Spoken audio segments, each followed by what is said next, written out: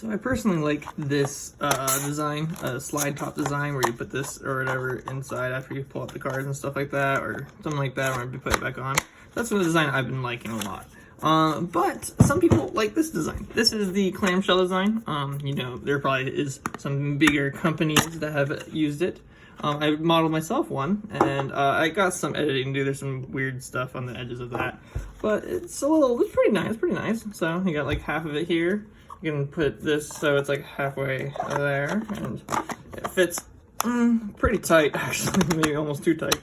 But then you put it together, and then I have another piece I'm gonna have on top, so you can put dice in. So that's gonna be something that I'll add on or whatever.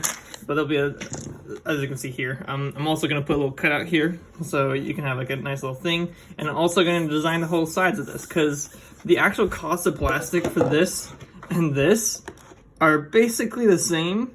It takes a lot more time to print this, but the thing is, if I want to be competitive in the market, if I wanted to make this cost, I guess, like the same as whatever they're doing, it just won't work out that well, so I won't make that much profit.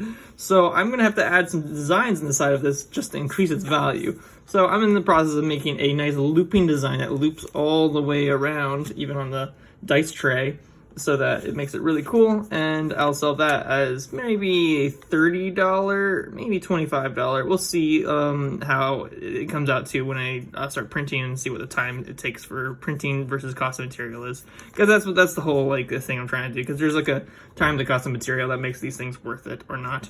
But yeah, as for now, I'm gonna soon list these up in the market, and we're gonna make some new designs and everything, because you know, I said something about the trademark. I need to make this my own design, which actually this is kind of, I don't know, I feel like this is, like, how can you trademark a tree? This is completely my design. It's not even the same as Pokemon or Magic. But yeah, that's basically what I've been working on. So hopefully you guys enjoy it. Else, like and subscribe.